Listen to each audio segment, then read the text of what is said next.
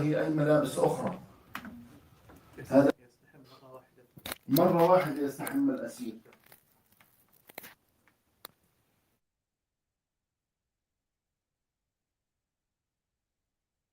يأكلون مرة واحدة. أسرى يأكلون نفس وجبات الطعام، الفطور الغداء والعشاء منذ عامين وأكثر. أسرى مرضى، وتتعمد إسرائيل أن يبقى الأسرى مرضى بدون تقديم العلاج، وبالذات الأمراض الجلدية في داخل السجون الإسرائيلية.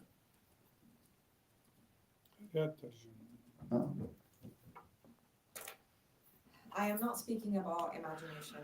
This is unfortunately the reality that everyone is, that these detainees are witnessing inside of these detention facilities.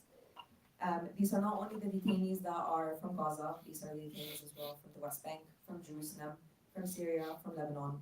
All of them are going through these hideous conditions that I've just spoken about. I am here today in London, but last week I was visiting many detainees. Amongst them, Marwan Barghouti in Nafha detention facilities. He was in solitary confinement. Also, Muhammad Arab in Negev detention facility, and many others. Can you imagine that these detainees have been in the same underwear for over 2 years? These people shower, these detainees shower, and then wear the same underwear that they've been in 2 years. The simple human right to be able to wear clean clothes, to change your underwear. They also are only allowed to shower once a week. For 1 minute. For 1 minute. They haven't eaten in days. They've been eating the same meals, if anything, if food is provided to them, for over 2 years, the same food. This is a deliberate policy against these people. And there's also the other policy of not treating any medical conditions or illnesses, specifically when it's dermatology related, when it's skin related.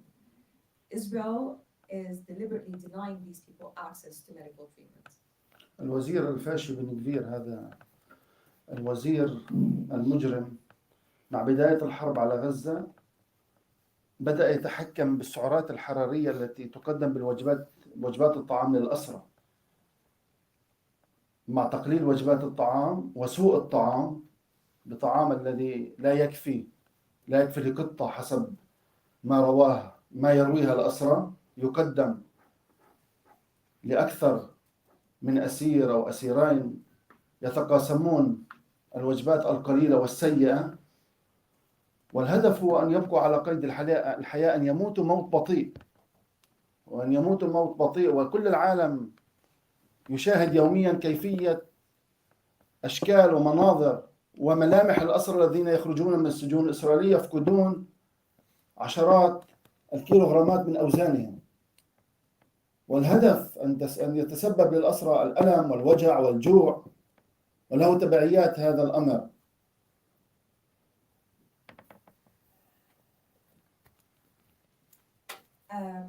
Fascist Israeli minister Ben Gvir, with the beginning of the war on Gaza, started controlling the calories that detainees were allowed to consume. And that translated into minimizing the meals that they were receiving, and also deteriorating meals that they were also receiving. So the meals were increasingly getting worse.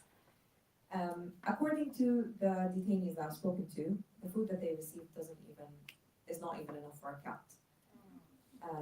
And this food is provided, the food that's not even enough for one cat, is provided to multiple detainees, and they all share it. And the purpose of this policy is to keep them alive, but to have them die a slow death. And for the entire world to see the way they look like when they are released from these detention facilities, to see that they've lost tens of kilograms. And the entire purpose of this is to cause deliberate pain and deliberate starvation of Palestinians in detention facilities. هذا عدا التنكيل اليومي والاعتداءات اليومية والإهانات اليومية التي يتعرض لها الأسرى منذ أكثر من عامين. يوميا يتعرض الأسرى للتنكيل والضرب والقهر والأذى. وهناك أسرى سقطوا شهداء نتيجة التعذيب المباشر وإعدامهم داخل الزنازين المغلقة. this is all as well in addition to the daily violations and insults and degradation and torture that these detainees are subjected to on a daily basis. And it is important to note that there are a lot of detainees that have been killed, they've lost their lives, they became martyrs inside of these detention facilities because of these policies, because of the torture, because of the degradation.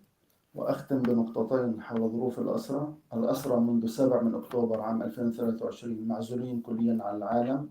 إسرائيل لا تسمح لأي مؤسسة دولية وعلى رأسها الصليب الأحمر بزيارة الأسرى لكي لا يكشف مندوبي الصليب الأحمر هول المعاناة والألم والتعذيب والتنكيل الذي تمارسه إسرائيل بحق الأسرى. وحتى اليوم لم تسمح إسرائيل لأي مؤسسة حقوقية بزيارة المعتقلين. وهناك حادثة حدثت معي منذ عدة أيام بزيارة الأسير الصحفي محمد عرب في معتقل النقب، ودونتها عبر منصة إكس. هذه المرة الأولى الذي يطلب مني أسير أن أوصف له شكله وملامحه بعد عامين من اعتقاله بسبب حرمان الأسرى من المرآة لرؤية أشكالهم وأنفسهم وتعابير وجوههم وآثار وأثر الاعتقال على ملامحهم في نهاية الزيارة. وهذا كان السؤال، وهذا أثقل أمر ممكن أن أمر فيه خلال هذه الفترة، أن يطلب مني أسير، أن يطلب مني رجل أن أوصف له شكله وملامحه. حاولت أن أجامل هذا الأسير وأوصف له إيجابيات التي رأيتها به، ولكن على الرغم من كل هذا أنا أعترف كنت أكذب على هذا الأسير أن ملامح هذا الأسير لا توحي بالإيجابيات. هو منهك، متعب، مضروب، تغير شكله منذ أن بدأت أن أتابعه منذ عامين إلى الزيارة الأخيرة التي حصلت منذ أسبوع. And the last 2 points I would like to advise each of is since the 7th of October, the detainees are completely cut off from the outer world. Israel has not allowed any international organization, including the International Red Cross, to visit these detainees because it does not want the world to see and to know and to document what exactly it is that it is doing inside of these detention facilities. And there hasn't been any other human rights organization, international one, that has been allowed to visit these international detainees.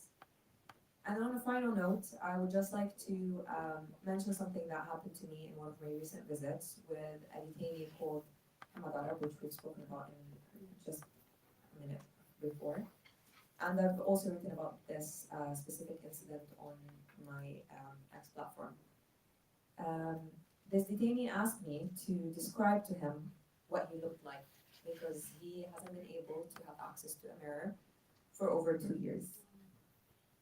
And he wanted me to narrate to him what he looked like because he hasn't been able to see his face and how the torture and degradation and the lack of food has impacted his features. And as a lawyer, this was very heavy because I had to lie to him and tell him that there were things that looked positive in his appearance. And I wasn't able to tell him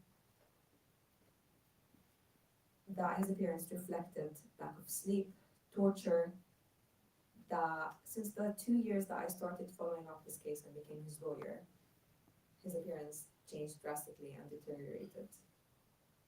And that is a very difficult thing when a man asks you to describe what he looks like, because he wants to know if it reflects what he's been through. إن هذا جزء بسيط من آلاف القصص وآلاف الأوراق من الشهادات التي وثقتها أنا شخصيا والعشرات من المحامين من أساليب التعذيب والتنكيل التي ما زالت تمارس حتى اليوم ومستمرة بشكل فظيع.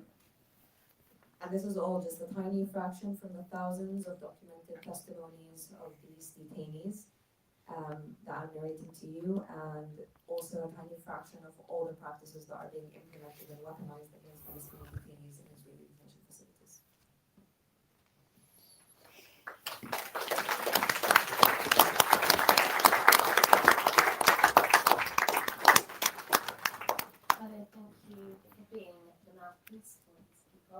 I have to say, I think on this section there's not a huge amount that can be out of those testimonies, and probably be the most important thing here tonight.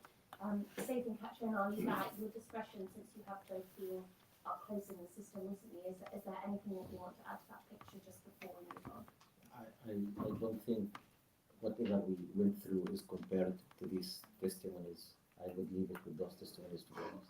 In that case, I think that the next question we need to ask ourselves is, why are we failing? Because we have here representatives of both grassroots and top-down systemic activism, but we have to admit that we are not winning this war, and Palestinians are enduring.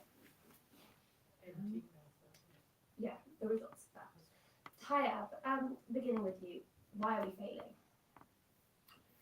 You know, after listening to those testimonies, a lot of the work that we do is recording these kind of testimonies at ICJP, and we have over 150 at least. I don't know how many now, but 100, over nearly 200 probably now, testimonies.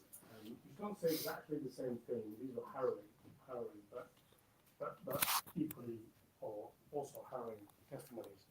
And the reason why I start with the testimonies is because I want to take issue with your question, actually, in the sense that you're saying, why are we not winning? And I don't agree, actually. I think we are winning. And I think that the reason it feels like we're not winning is because of the response to us actually starting to win. Yeah. Now, let me just frame this. It's never easy to fight evil, and we're fighting evil. Yeah. And if you think fighting evil looks nice and easy, and you can go to a judge and the judge goes, hey, yeah, I agree with you, or you can go to a politician and it affects that politician personally, financially, then yeah, I mean, you know, you might win. What I've learned as a lawyer in the last few years is that there is a bandwidth of acceptable legal fight. If I fight from here to here, I can win easily. And it's there's the government, the judiciary, the world actually allows you to fight, and you can live your entire life in that bandwidth and think that the judicial system, the legal system is beautiful, phenomenal, and will answer all your problems. But the truth is, where evil hits is outside that bandwidth, and it's supported by people that are complicit in that evil. And that's when even taking the most simple legal case or taking the most simple public stance has massive ramifications for you. That's why you can say something perfectly legitimate and proper and be accused of being anti-Semitic. That's why you can go be in your hospital as a doctor, wear a badge and lose your job. That's why I've said repeatedly in interviews that I don't expect to end my career as a lawyer because of the work that I do, notwithstanding the fact that I am ranked in directories as a leading lawyer, but I completely expect that at some point, just because I'm fighting that evil within the legal system, it will become personal for me soon. I completely expect that. Now, why do I say we're winning and not losing is this, and I made a list while people were talking. Never before have I seen thousands of people across the globe turn out on the streets week in, week out, because they recognize that the Palestinians are being subject to a genocide and war crimes and crimes against humanity. And they understand and recognize the testimonies that you've just heard. Social media has mainstreamed what's happening to the Palestinians. It's acceptable. Everybody knows it. My kids talk to me. My kids who are not interested in politics know what is happening to Palestinians in Palestine. When have you been in a room like this where you can hear brave people relay testimonies of other brave people in detention? The fact that governments are banning direct protest organizations as terrorist organizations is because they're fearful of what those organizations represent. The fact that non-Palestinians, non-Muslims are being prosecuted as criminals because of standing up against genocide is a sign that we're winning. Juries across this country, in the United Kingdom, are not convicting where the central issue is something to do with speaking out against genocide. They're acquitting or not being able to make a determination. This is new. This doesn't happen. even when the framework is terrorism or supporting a terrorist organization. This is a sign that the tide is changing. The flotilla, that's a sign. Look at the size of the flotilla. That's a sign that people are mobilizing. The ICC arrest warrants, these were hard-fought arrest warrants. That's a sign that we're winning. It's a sign we're losing if we let them fall away because of what the ICC is doing to people inside the ICC, what the United States is doing inside the ICC. There is a genocide case at the International Court of Justice about the behavior of Israel, a genocide case. That's not a small thing. That's a sign that we're winning, because it took guts for a state to risk itself and stand up and say, well, actually, we think this is genocide and the world needs to do something about it. States are initiating sanctions regimes against people in Israel, the recognition of Palestine, and most importantly, and most significantly, the isolation and labeling of Israel for what it is, a fascist colonial enterprise.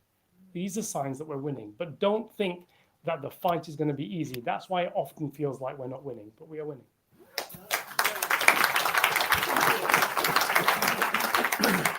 Mustafa, you've been a lifelong advocate for non-violent resistance to occupation, but when the state weaponizes the law itself as a tool of violence, how does that affect the case for, or perhaps people's commitment to non-violent resistance? Talk to us about non-violent resistance today.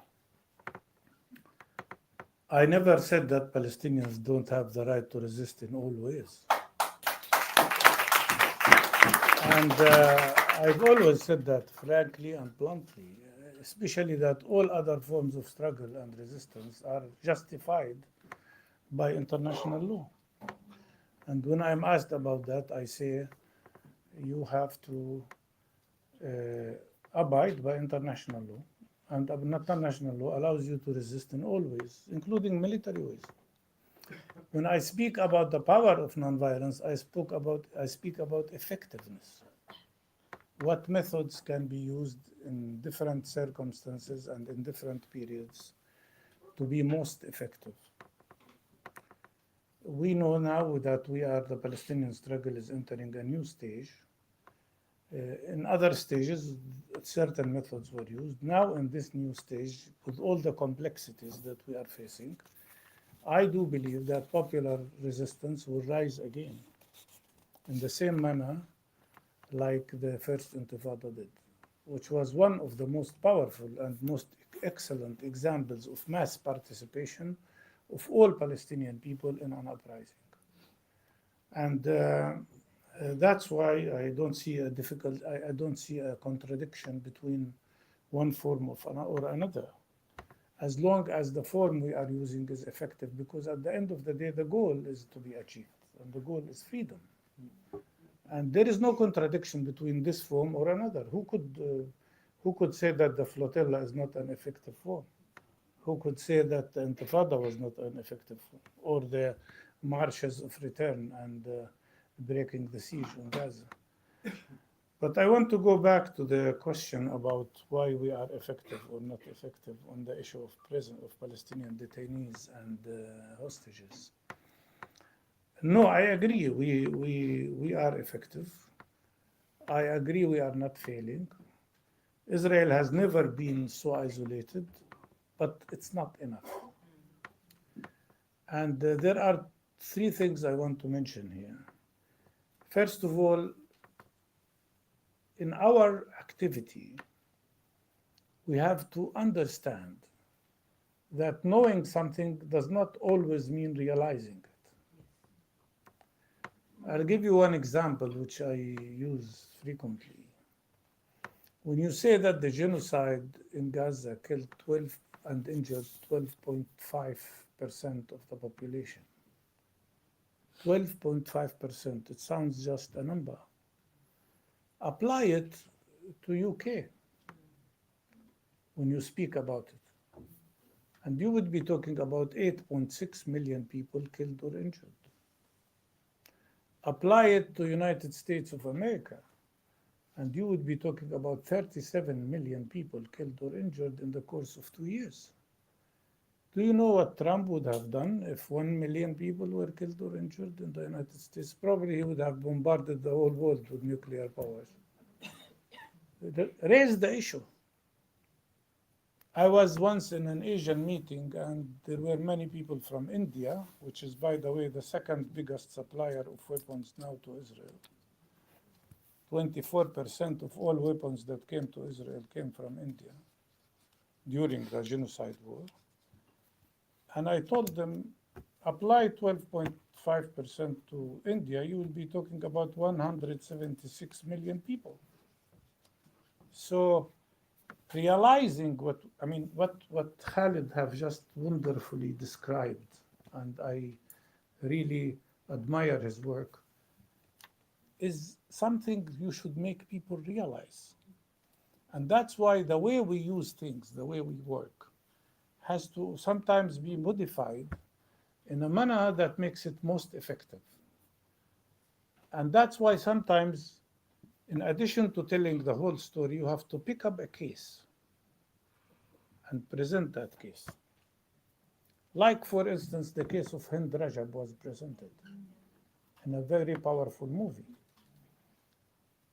In my opinion, Hind Rajab, every one of you and me and everybody should every day say, especially to Jewish people and to the Western people, that what is the difference between Hind Rajab and Anna Frank?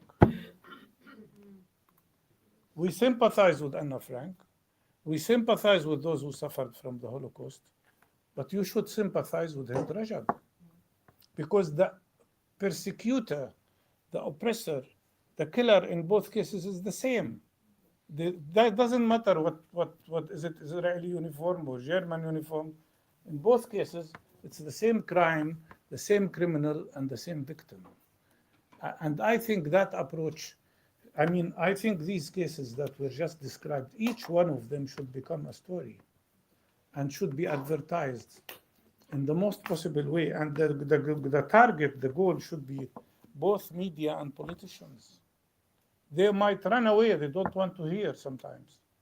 Media doesn't want to hear, and we have to use social media to bring then attention to these cases. But believe me, if you work so clearly and so hard, we can make a difference and we can improve our ability to be effective. And that's why the red ribbon is important. Why the red ribbon is important? Because when you wear it everywhere, constantly, you make people ask questions. They will ask you, what is this?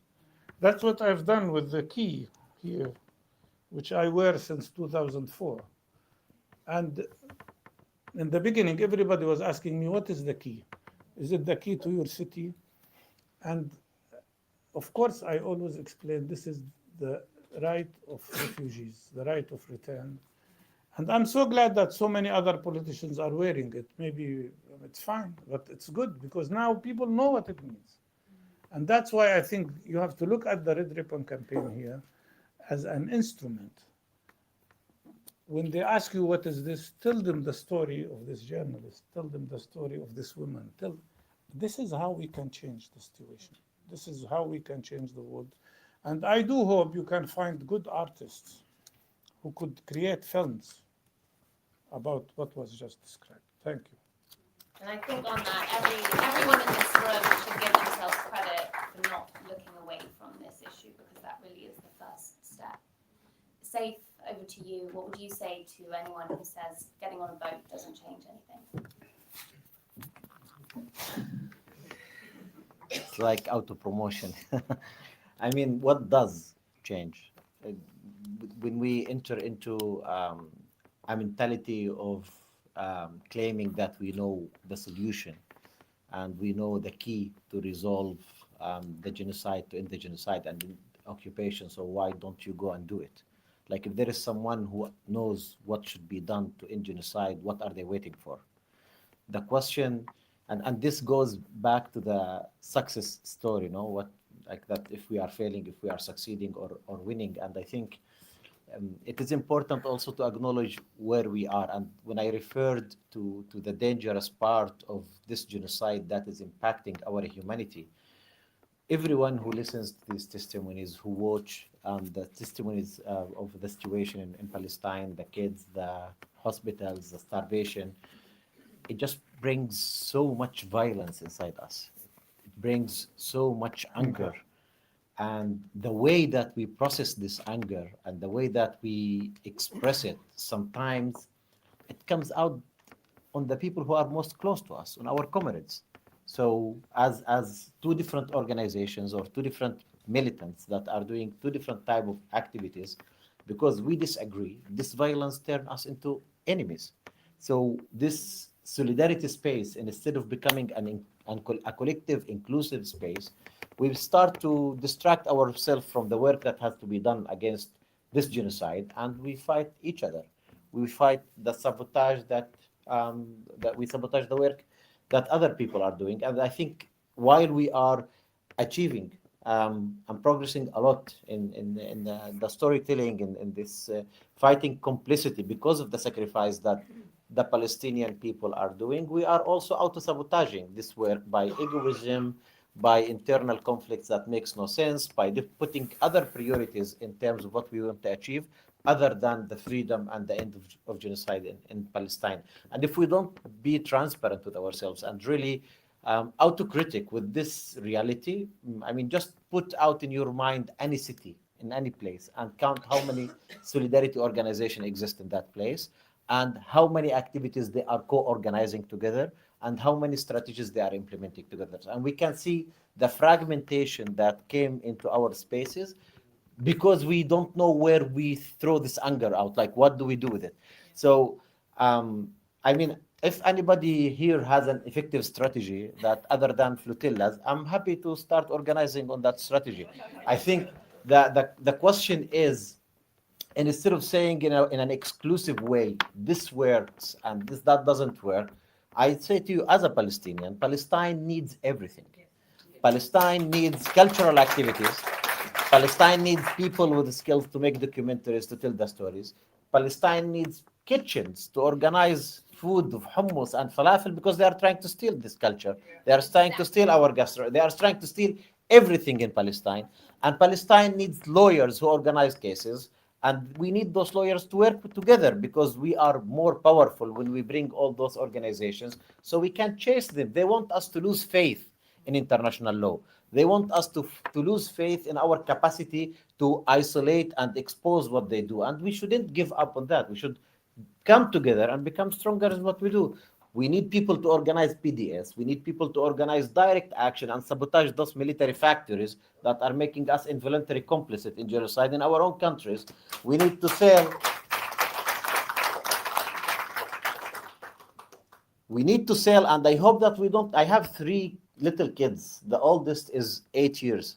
And when I was arrested, it was the day after the birthday of my daughter. It was the first birthday I missed since she was born.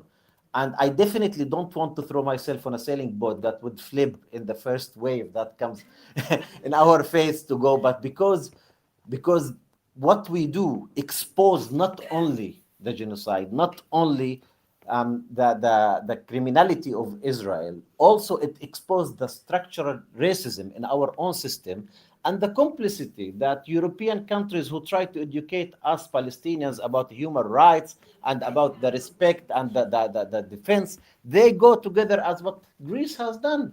And they go and they work with Israel to detain 180 activists and then kidnap people 700 nautical miles away from Palestine when they speak about a compact zone that is around 150 and 200. So to be more concrete on answering your question, we need everyone to act in all the spaces where they are. And we need, I totally agree with Taib in what you said. There is no way, I mean, in all revolutions around the world and all the fights for human rights, we would never have somebody knocking at our doors in Christmas and say, hey, have a box of rights. Enjoy it for this year, and then I'll come back after. Rights are to be paid for. And if we want to start this process, which is not only fighting for Palestinians, the repression is in your own backyard. It's not about what's happening in Palestine anymore. Israel has managed to expose violence and the practice of violence to every country and made it okay. Because what if a couple of people are being sentenced to 8 and 5 years? We have seen genocide and 70 and 80,000 people were killed. We can live with a couple of people being in the prison. We can live with German beating people out in the street because they are wearing a kufi. That's fine. 80,000 people were killed. They made our human sensitivity so thick that we need a nuclear war so we can mobilize again. And we cannot take that. We have to understand that the fight is here. That when we talk about complicity, when we talk about genocide, when we talk about the siege in Gaza, it is in our own backyard. And we start with the liberation, with the fight for rights in London, so we can reach into Gaza. And that's what we need to bring together for us to fight this racism, this oppression, and this genocide, not only about what Israel is doing, about everyone that is enabling Israel to do it. So for that to happen, we need to understand two main facts. There is a price to pay. It is fine to pay that price if we want to achieve freedom. So we have to do it. And it's not a luxury to do solidarity. It's not whenever I have a free time, oh, this weekend I'm fine. And instead of going to the garden, I might go to, no. Solidarity has to be a permanent act. You wake up in the morning and you say, what am I going to do today for a different world? And have a task every day in your life. This is where we start collectively fighting for our collective liberation. Thank you. Catriona,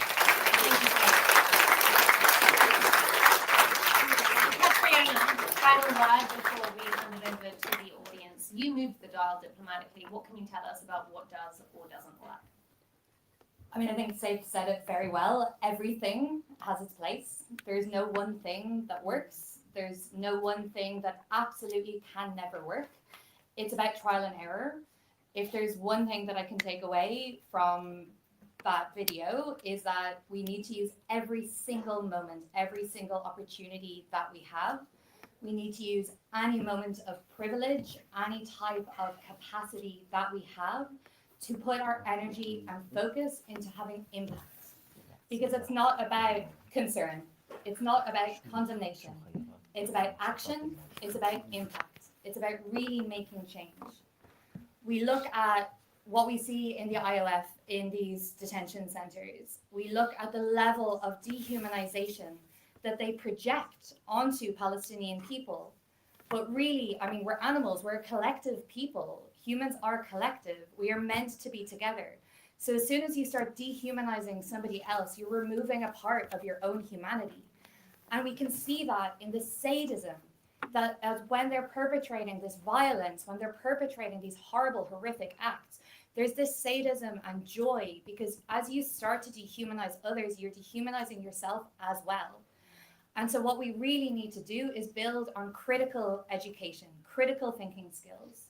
It's such an important part of our democracy, because as soon as you start to go into that indoctrination, into those systems, where you start to believe whatever somebody else is telling you, and you can go into that dehumanizing system, then we lose that part of ourselves that is able to claim our power to make change, which is why critical thinking skills are so core to the education systems that we need and the democracy that we need. There are so many ways in which Israel is not a democracy, and the lack of critical education, the levels of indoctrination is just one example of that. So we need to claim our critical thinking. We need to educate ourselves. Every single one of us in this room, it's great that we're already here, but we can go further, we can learn more, we can experience more. There are videos out there, there are going to be moments that go viral, but it's about the consistency that we can bring to that. It's about having that daily intention. It's about choosing our actions carefully with strategic goals in mind. It's not just about one foot in front of the other. It's about, again, critically thinking, what am I doing and why am I doing it? What is my intention? Set a goal and work towards it. And bring other people together for that. Again, collectivity. We are none of us going to succeed on our own.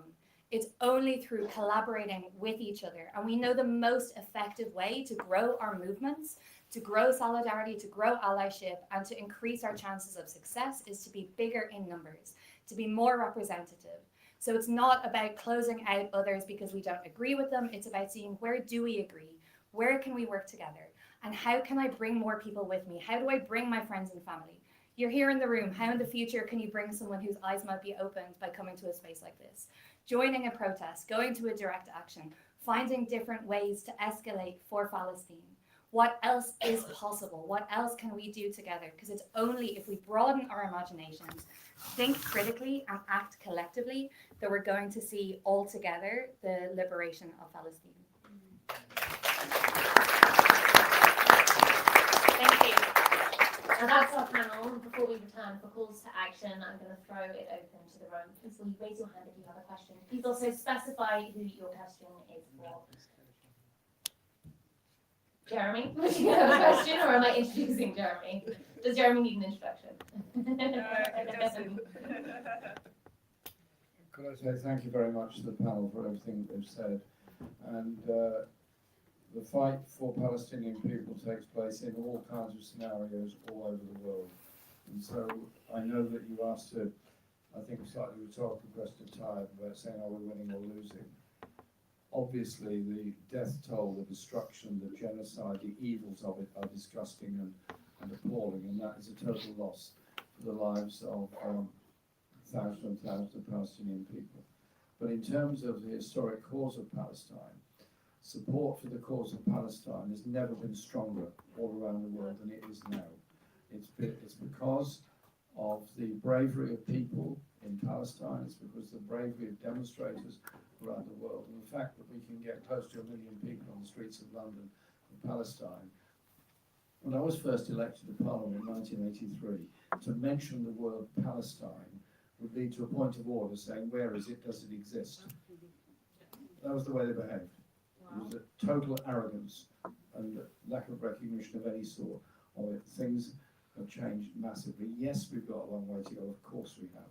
We all know that. But I think we have to be strong, be confident, and be utterly determined. We fight it in all sections. When we did the Gaza Tribunal, which Tyre was one of the people that spoke, as was Mustafa and others, it was, to me, one of the most moving experiences of my life, just to listen non-stop for 2 days at timed intervals, detailed, very detailed testimony of breaches of international law, breaches of human rights, disgusting behaviour, etc., all of which is coming out in our book, which will be out in 2 weeks' time. That isn't going to change anything or everything, but it's building up part of that narrative. And so let's recognise that we can all educate an awful lot of people on this all the time. And it's become almost normal that young people now associate themselves with Palestine in the way that 50 years ago young people associated themselves with the Vietnamese as the victims of the Vietnam War. And it's when you reach that sense of public understanding, at some point the political establishments on both sides of the Atlantic are going to catch up. Parliament is light years behind public opinion.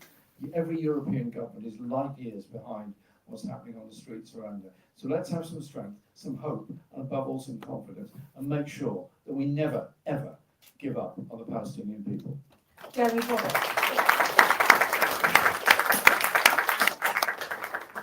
We'll start with the woman over here. Shall I go without a mic? Do we have a roving mic, or do you want me to run around? Okay. This is working. I can do it. Oh, it's okay. That's working. قديش رح نطول؟ Okay. بدي شوقنا I'm شوقنا. from PSC. I've got questions for Tyre. I've heard defendants of the death penalty say, oh, well, it's only for the charge of murder. Is that correct? Or is there, what is the baseline charge before the death penalty comes in? And would there be any possibility of them putting it onto minors that have been held in indefinite confinement and not been charged yet? Would they possibly have able to wangle that one? I'm going to answer that in not with the statute, because the danger of in a situation where you are constructing a military tribunal, where you're constructing a process with fake evidence or improper evidence, it doesn't matter anymore what the charge is, because you can make that charge apply to anybody that you choose it to apply to without having a proper and fair process to determine guilt. If you are charged, you are going to be found guilty. So there is no point going through the legislation to say that it won't apply to this category of people, because if 99% of people are going to be found guilty of whatever they're accused of, and that's actually the death penalty, I don't think it matters anymore what the allegation is. Good. Thank you. I'm Linda Ramsden from ICAP. We dropped the Israeli from our name, by the way, because of the genocide. I have a question for you, Mustafa. You referred to the fact that there might be another rising, nonviolent uprising. And can you explain more about that? Because my understanding is that the Palestinians are now so fragmented. The surveillance of Palestinians, the closures, the lack of freedom of movement. Palestinians are afraid. They're concentrating so much just on survival. Is there the capacity for that to happen? You referred to this, the possibility of an apartheid Palestinian state. You know, again, with all the annexation, what is going to be left of Palestine at all? Because this is settler colonialism, and the goal of settler colonialism is achieved through genocide. We're now seeing this normalization. All the signs are in Hebrew, taking away the Palestinian Arabic identification, and so Israel's Judaized historic Palestine.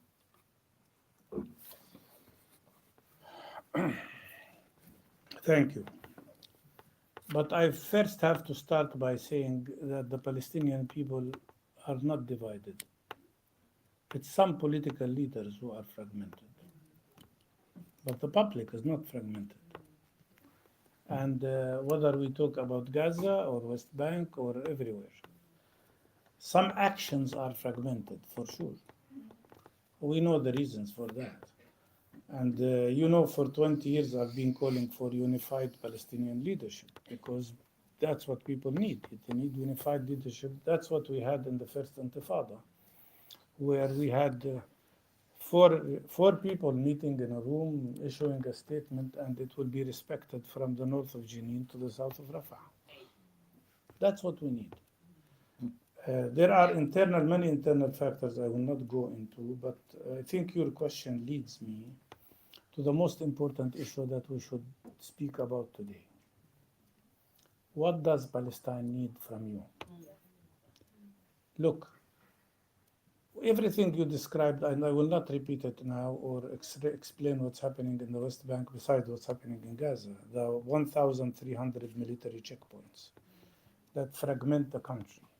The fact that the apartheid wall has taken away already 18% of our land. The fact that Israel is now imposing its control over 58% of the West Bank. The fact that they have built more than 500 settlements and settlement outposts.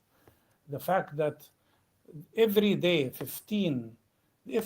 terrorist settler groups are attacking Palestinian communities 15 times every day, repeating what the Zionist terrorist groups like Haganah and Etzel at the time in 1948 did. The fact that they have displaced already 70 communities out of the land, but the people didn't leave Palestine. They moved from one place to another. They evicted now 3 refugee camps, Nur Shams, Jenin, Tulkarim. You're talking about almost 40,000 people. And now they don't respect any existing agreement. Oslo agreement is finished. They destroyed it. What you described is their effort to destroy the possibility of the so-called two-state solution. But who said that the only solution is two-state solution? And in reality, to summarize it, for me as a Palestinian who has lived through all these years and who at certain points thought maybe there will be a Palestinian state according to these parameters that they are proposing, I now realize that our goal as people is not just to end occupation. Ending occupation does not bring the refugees back. it's not only about ending apartheid. It's not only about releasing the Palestinian hostages. Palestine will be free for everybody only when we bring down the whole settler colonial project in Palestine. Now we're running against the clock, so I'm going to ask everybody respectfully to get straight to your question and Just quickly, 2 points. Very quickly. I'm I not arguing have to say that the biggest risk that it's very important for you to understand. This is the essence of everything.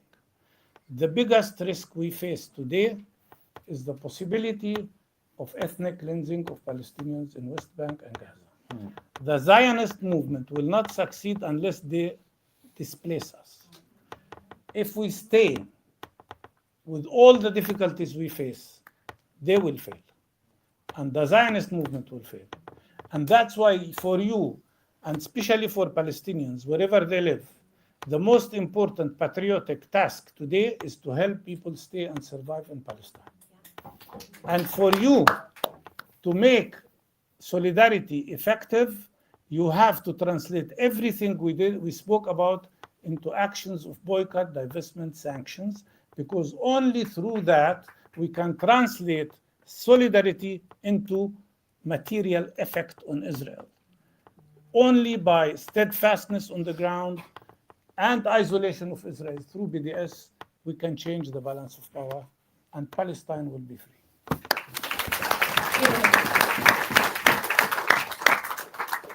Assalamu alaikum. My name is Ibrahim Abul Assad, and I'd like to start off by saying to long live our martyrs and power to every Palestinian under Israeli detention. In 2018, Dr. Maraisi from King's College London spoke in this theatre, and he told me that during the Great March of Return, he witnessed Israeli snipers target Palestinian teenagers, specifically shooting them in their testicles. Dr. Maraisi was martyred in this genocide. We Palestinians are smeared, demonized, dehumanized, and many of us have witnessed our families killed on videos that have been uploaded on social media. I agree in that we should deploy all tactics, but as you guys have mentioned on the panel, some are more effective than others. I would like to ask the question to Dr. Mustafa Barghouti.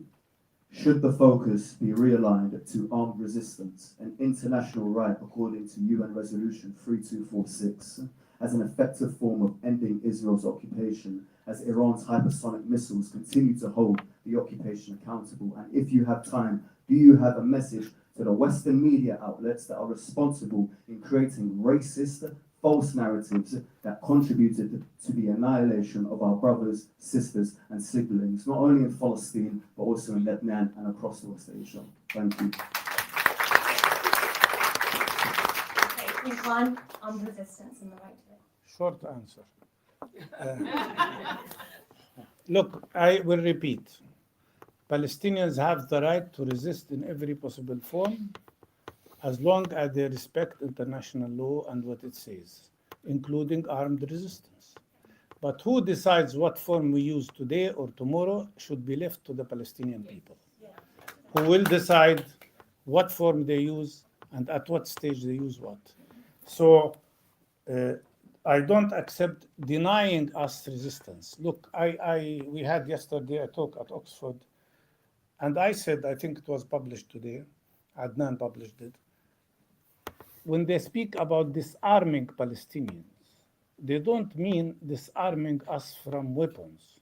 They mean disarming us from the right of resistance in any possible form. And that's what we should not allow in any way. On the question of what do we do with this media that is not behaving properly, my message to them, we will not rely on your morality because we barely find it. We will rely on our ability to embarrass you with facts and figures. Thank you.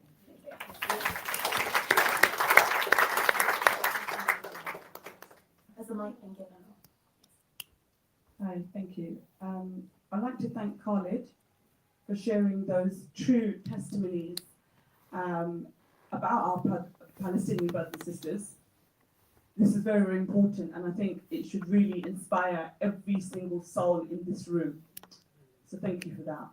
My question is, have you had Palestinian hostages directly say to you to not to continue to visit them because of the repercussions and the torture that they continue to face? And I just want to add a little bit more. Could you elaborate about children that are being tried in military courts in Palestine? Thank you. اولا استاذ خالد شكرا لك جزيلا على مشاركتك هاي التوثيقات من الضحايا والاسرى اللي انت بتزورهم.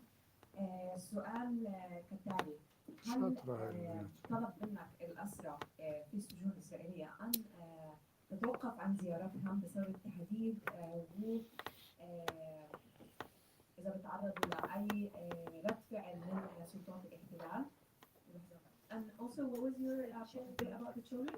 The children being tried in military courts. وشو رأيك بخصوص الأطفال اللي بيتم محاكمتهم في المحاكم العسكرية؟ طيب شكرا لحضرتك. يعني سؤال مهم. هناك آلاف الأسرى لم يخرجوا شهاداتهم وما تعرضوا له في سجون الاحتلال بسبب الخوف من التنكيل والتعذيب والضرب والموت. الأسرى يهددون يوميا بأي شهادة تخرج من السجون الإسرائيلية سوف يعذبوا ويقمعوا. There are thousands of testimonies that are not coming out from Israeli detention facilities because a lot of these detainees are aware of the repercussions and the threats that they're under if they do say these testimonies that relate them to the outer world. في زيارتي لمروان البرغوثي رسالته الوحيدة أن لا تقدم باسمه أي التماس أو استئناف للمحكمة بأمور أساسية بحقوقه داخل المعتقل لكي لا يتعرض للتنكيل والتعذيب من المعتقل إلى المحكمة، لأنه يتعرض في حال يخرج من المعتقل إلى قاعة المحكمة سوف يضرب وينكل ويهان في هذه الرحلة. In my latest visit to Palestinian detainee Marwan Barghouti, I was asked not to apply for any appeal or court order on his behalf for the violation of any of his fundamental rights because of his fear for the repercussions he might actually have to face on his way from the detention facility to the court. بخصوص الأطفال، يعني أكثر من 400 من الأطفال الفلسطينيين معتقلين داخل السجون الإسرائيلية، وهناك أطفال سوريين داخل السجون الإسرائيلية. أكثر من 50% من هؤلاء الأسرى الأطفال معتقلين بدون تهم، بدون محاكمات، بدون أي شبهات. وأنا أتابع أحد الحالات من الأطفال السوريين الذي تم اعتقاله منذ عامين وكان عمره 15 عام واليوم يبلغ من العمر 17 عام بدون محاكمة، فقط هكذا معتقل لأسباب غير معروفة. فإسرائيل لا تفرق بين الأطفال الكبار أو النساء. بالنسبة لإسرائيل كل فلسطيني أو كل عربي هو خطر. Regarding the children question, there are over 400 children that are currently in Israeli detention facilities, and over 50% of those remain with no charges and no trial, and there's nothing against them. There is this case that he's been following for over 2 years of a child who was 15. He's a Syrian child. There's no charges against him, and he's currently now 17. So over 2 years of not charging that child with anything and just being held with no charge for in detention. And what he concluded with was the fact that Israel does not actually discriminate between children, women, or any detainee. Any Palestinian in the eye of Israel is a threat, is a risk. Thank you, Khaled. One or two more questions depending on how long they take. Hello, is this working? Yes. I'm Esme and I'm an activist in London. A question for Tayyip. You mentioned call for sanctions for the 63, I think, Knesset members who voted in this dreadful law. What can we do to make sure, where can we find out more about the sanctions demand and what can we do to make sanctions happen? Not only this, but further sanctions. Yeah, with the specific ICJP sanctions that we've asked for, that you can find on our website. And also if you follow our social كل media واحد on بشيء 37 Instagram and درجة. also Twitter, or X, whatever it's called, we regularly post updates about that. But I mean, you know, I speak to a lot of politicians and they really, really are hurt by your letters and your emails and your direct questioning. It really makes a difference to them. It does, because they don't like it, because it just blocks their inboxes and then they have to deal with it. They can't pretend. And I think in terms of sanctions, I think it's the only real way to make this happen is to make it the question for every MP at every point, every day, and penetrate their thoughts until they think the easiest way for them to have some peace is to actually get their government to put the sanctions in place. And I think that's the only real effective way to make this happen. And final question. Final. Thank you so much. Mm. Can you hear me? Yes, very well. Thank you so much. I mean, this has been really amazing. I'm Samira. I'm from Community Camp for Palestine. Yeah, thank you. My question is mostly for the 3 Palestinians here in the room. Khaled, you're from the 48 area. Saif, you're in the diaspora just like me. And you, Dr. Mustafa, you are in the West Bank. And In have a long Palestine. trajectory. We've often said that the Palestinian liberation is an endeavor of a lifetime. And actually, in our chants, sometimes we say, Palestine will be free in our lifetime. But sometimes it does feel that it's actually closer than that. Sometimes it feels that given how much disgust there is in the world about Israel and its actions, that has lost any credibility the world. The Zionist movement is actually using all its tricks in order to be able to continue its work as it has done in the past. I'm sorry, the translator. My question is the following. Do you think Israel is about to implode from within? Are there sufficient fractures within that society that is going to lead it to its end?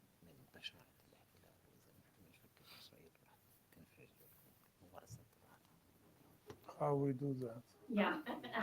With a smile. She managed to ask a On the count of 3, question you say how long it to takes. get and 3 answers. Yeah. أحكي كلمة ولا تقدر تدرب. Okay, I'll start. Look. Just because he's the youngest. Yes. First of all, you have to understand the fact that the 3 of us are here together, and actually the 5 of us, it's a very good team, I think. We should repeat that frequently. And it's really complementary. I think that's the beauty of it. Usually you see 5 people on a podium and they compete with each other. On the contrary, here every input complemented. And the fact that we live, the 3 of us, in 3 different parts of where the Palestinian people are, is very important. I do believe that the key to success in this coming period is how do we create this complementarity between Palestinians in the diaspora in 1948 and in the occupied territories. This, we need to reactivate the unity of Palestinian struggle, of Palestinians wherever they live. And I reaffirm the goal now, with all the details, including, of course, the detainees, the goal is steadfastness, failing the Zionist movement, and boycott, divestment, sanctions. This is the immediate, effective way. Now, will Israel implode from within? Israel is already suffering from very serious internal crisis. That's why they emphasize so much the issue of ethnic cleansing. In the last year alone, according to Israeli leaders, 80,000 Israelis left Israel. And these are the liberals, the the artists, the doctors, the engineers, the IT guys, they're bleeding. For the first time since 1948, Israel has a negative immigration balance of minus 37,000. This is serious, but Israel will not change from within. They will not change from within. The situation will not allow a change from within. Israel will change only by external pressure, exactly like has happened to the South African apartheid system. Thank you. Now, I think it's important that we get to our calls to action, because today is here to discuss what do we do next. And as Saif said, we've got to get up in the morning and think about something that we can do to help. So I'm going to ask each of our panelists in 1 to 2 minutes to give us something solid that we can get up tomorrow and we can do. Katrina, let's start with you. I think we need to understand there's no one right answer, of course. So it's understanding what are the skills each one of us has and how can we best apply them to the struggle for liberation. So maybe that's engaging in advocacy, contacting political leadership, contacting your representative, applying pressure, making it known that you are not going to be passive in the democracy that we are able to participate in. Maybe it's getting out on the street, raising your voice, taking action, making movement happen, being as loud as possible, as visible as possible. Maybe it's combining that with raising the storytelling, sharing the stories, the leadership, the narratives, the testimonies of our Palestinian brothers and sisters on the streets, online, in every single space that we are in. Maybe it's escalating into direct actions, breaking down the supply chain, breaking down the systems, directly challenging the complicity that our governments force upon us as citizens in so many countries across the world. So there's no one right answer, I think, and I can't give a specific direction, but just participate, escalate, engage, and be really noisy about it. Thank you, Katrina. And now Khalid, 1 minute, what can we do? كالتالي أنا بعتقد إنه لا يمكن الحرب على الشعب الفلسطيني أن تستمر. الشعب الفلسطيني لا يمكن لوحده أن يواجه كل هذا الظلم. على العالم بالفعل أن يضع حد لهذا الإجرام المستمر سواء بالسجون أو في غزة أو بالضفة الغربية. يعني أنا أعيش داخل إسرائيل، أتيت هنا من داخل الأراضي المحتلة عام 48. هناك في صراع داخل المجتمع الإسرائيلي. هذا يعني كان أوج هذا يعني الإشكاليات بين اليهود المتدينين والعلمانيين حتى يوم 7 أكتوبر. كانت هناك المظاهرات. هذه التظاهرات أوقفت بعد الحرب على غزة، ولكن باعتقادي أن هناك سوف يحصل انفجار من الداخل الإسرائيلي. هذا اعتقادي. أنا أعيش داخل إسرائيل وأرى وأقابل من المحامين والحقوقيين بعد الانتخابات يعني التي سوف تكون بعد شهرين من اليوم أو أكثر. سوف تكون هناك يعني حرب ما بين التيارين، التيار العلماني الذي يعتقد أنه من أسس دولة إسرائيل ومن يعمل ومن ينتج، وبين اليهود المتدينين الذين عمليا هم عبء، يعتقدون العلمانيين عبء على إسرائيل، وهم من أوصلوا إسرائيل إلى هذا المنحدر. I believe that there is a war that is happening against the Palestinians, and a war that Palestinians cannot withstand on their own. The world really does need to end whatever is happening in Palestine, not just against Gaza or detainees, but also against the rest of the West Bank, against Palestinians in Israel, and against Jerusalemites as well, because the war is on all fronts. The other thing I wanted to say was that there is an explosion from within the Israeli society or community that is happening.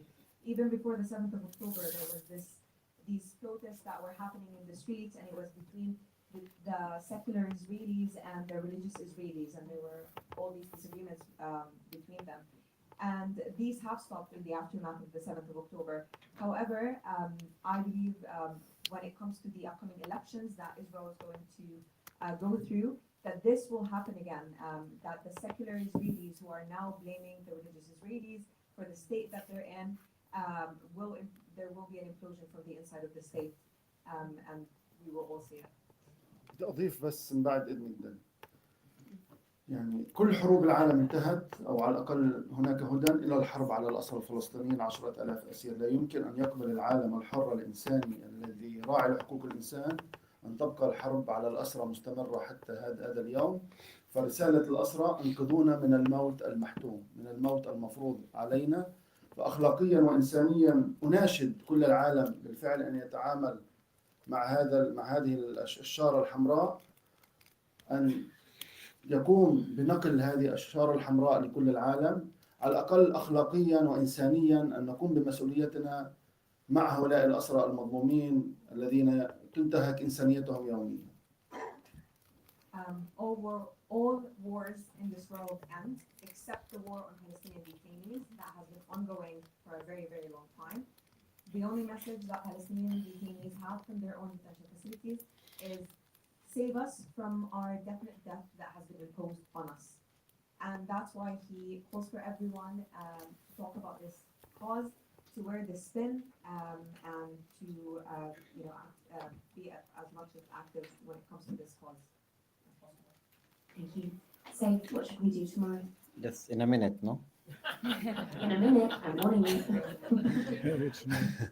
Well, I mean, in the abstract part, don't normalize repression. Whenever the system is coming hard at you, go back harder. Whenever they are trying to repress your voice, then make it louder, because your fight for your own rights within this global colonial system, it is a fight for Palestine. And we used to say that we sail because politicians and leaders are failing to do their job. And I think they are doing what they are designed to do. They are doing what they're supposed to do. The systems that we have today are based on colonization, are based on oppressing people and confiscating their rights. So take the fight here in your own home. This is the broader picture on something very concrete and simple. Every day, send an email to your own representative asking for sanctions on daily basis. Make this in the morning, in the night, send them an email demanding sanctions on Israel and isolation. And a second part for the co-living within the solidarity movement, every time you think that there is a group that is doing bad in organizing, go and do better. Don't lecture people. Right? Just take action. If you think that there is something that can be done in a different way and you will be more effective around it, then please go and do it. As we said earlier, Palestine needs everything. So the time and energy that you will spend lecturing others, that they are trying hard, and you know that you are stronger, better, more intelligent than them, and you want to lecture them on how to do it, go and do it yourself. Thank you. Everyone emails tomorrow.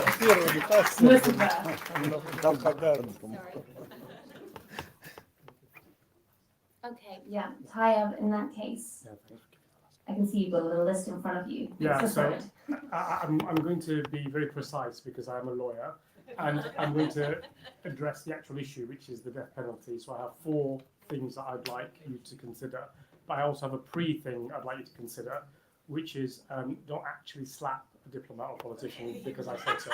If you want to slap a politician or a diplomat, that's entirely your business. Right. So number 1, make the sanctions happen. Really important. Look at our website, and I've already said it in an answer previously. Write to your MP, talk to your MP, talk to them when they knock on your door. You own the conversation. Tell them what they need to hear. It's crucial that they hear this repeatedly. Number 2, cut the lifeline. Demand a 2-way arms embargo between us and Israel and us. Number 3, really important, and I would say this because I'm the lawyer, back the legal fight with more than just applause. The challenges at the Israel Supreme Court, the universal jurisdiction cases, and at the ICC, they run on funding and they run on evidence, and the lawyers that are dealing with those are desperately in need of both. And just remember, when the lawyers are being attacked, then please speak up on social media about it, because they're being attacked because they're becoming effective. And it's a tell, it's an important tell. And number 4, and this is really something personal for me, and I'd like you all to do this, refuse anonymity. numbers are easy to ignore. 9,600, 3,500, 350 kids. So what? Learn the names of 1, 2, or 3 individuals and carry them with you in every conversation with your neighbors, with your friends, at work, at home, with everybody. Make it personal. Say, did you know that this person was detained in this way in Israel and was treated like this? Make it personal. So please, tomorrow, get on Google, go on ChatGPT or Claude or whatever AI you want to use, and Google the names of the people in detention and carry them with you. We have it in the website of the Red Ribbon Campaign. And Adnan has made it easier because it's on the website of the Red Ribbon Campaign. Thank you, Kaya. That's exactly what I was looking for. And now our final word over to you, Dr. Mustafa Faruqi. I think I agree with everything. I agree with everything that was said, but please concentrate. I mean, different people can do different things, but while keeping Palestine in your mind all the time, and Palestine has become the issue of of justice worldwide. And now it has become an internal issue in every country. And that's, I think, what Jeremy meant when he described the level of attention that is to Palestine. There was a time when Vietnam was the cause, but not as much as it is now with Palestine. There was a time when South Africa was the cause, but even that is not as much as Palestine is today. Today, it's internal political issue in the United States. Palestine was the cause of the success of Mamdani. Palestine was the cause why Kamala Harris lost elections. Palestine was the cause why Israel went after Slovenia to change their government. So please understand, and that's how I see it as Palestinian, our struggle, for maybe the first time in modern history, people who are struggling for the freedom are fighting across the globe. The fight is not in Palestine only or in Britain only, it's in the globe. And that is the nature of what we face today. So please, the two things I told you about, whoever can support the steadfastness of the Palestinian people, push them. Whoever can participate in imposing sanctions on Israel because of everything they do, but especially to Palestinian hostages, please do. These are the two main goals. Find ways, and let's continue this global struggle that is unifying all of us. Thank you.